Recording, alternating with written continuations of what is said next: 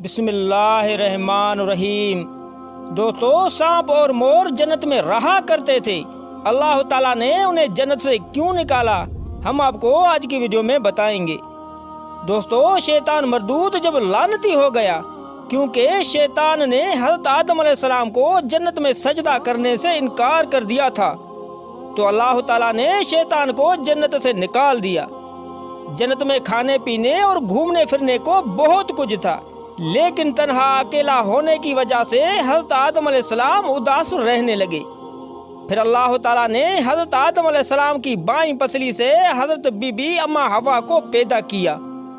اس کے بعد حضرت آدم علیہ السلام اور اماں حوا ایک ساتھ جنت میں خوشی خوشی رہنے لگے۔ اللہ تعالیٰ نے حکم دیا کہ تم دونوں جنت میں جہاں دل چاہے گھومو پھرو اور کھاؤ پیو، لیکن کبھی اس درخت کے پاس نہ جانا، ورنہ تم ظالموں میں سے ہو جاؤ گے۔ جنت میں سانپ اور مور بھی رہا کرتے تھے، وہ دونوں جنت سے باہر آیا جایا کرتے تھے۔ اس وقت سانپ کے پیر بھی ہوا کرتے تھے، اور اس وقت سانپ کے منہ سے ابرک کی بہت اچھی خوشبو بھی آتی تھی، اور مور ابھی جتنا خوبصورت ہے وہ پہلے اس سے زیادہ خوبصورت ہوا کرتا تھا۔ مور جب جنت میں تھا تو اس کے پیر بھی بڑے خوبصورت تھے۔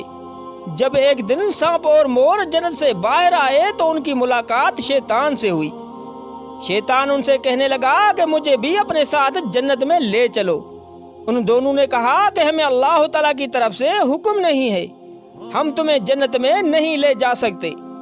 تو شیطان نے ان دونوں کو دوستی کا واسطہ دیا کہ ہم سب ایک ساتھ جنت میں رہیں گے، مجھے بھی اپنے ساتھ جنت میں لے چلو۔ اس پر سانپ نے شیطان کو مشورہ دیا کہ تم سانپ بن جاؤ تو مور تمہیں نگل لے گا اور جنت میں جا کر اگل دے گا، اس طرح تمہیں کوئی دیکھ نہیں سکے گا۔ بس یہ سنتے ہی شیطان فوراً سانپ بن گیا، مور نے اسے نگل لیا۔ اس طرح شیطان جنت میں داخل ہونے میں کامیاب ہو گیا۔ شیطان نے جنت میں حضرت آدم علیہ السلام اور بی بی حوا سے ملاقات کی اور کہا کہ میں تمہارا دوست ہوں، تم نے جنت میں ابھی تک اس درخت کا پھل کیوں نہیں کھایا؟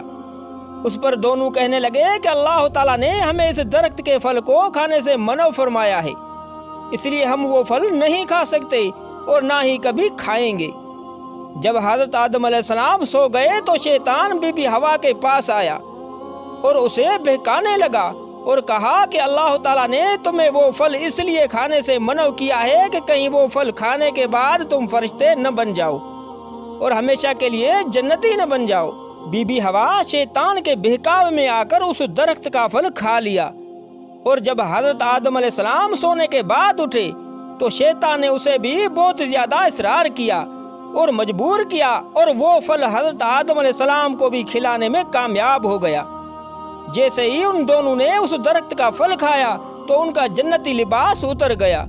اللہ تعالیٰ نے ان دونوں سے فرمایا کہ میں نے تم دونوں کو اس درخت کے پاس جانے سے منع فرمایا تھا، اس کا پھل کھانے سے منع فرمایا تھا۔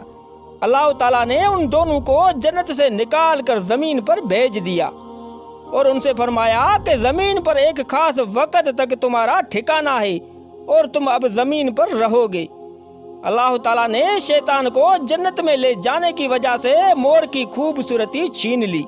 دوستو، مور آج جتنا خوبصورت ہے پہلے اسے بھی کہیں زیادہ خوبصورت ہوا کرتا تھا۔ جس پیروں سے شیطان کو مور جنت میں لایا، اللہ پاک نے مور کے پیروں کو بدصورت بنا دیا۔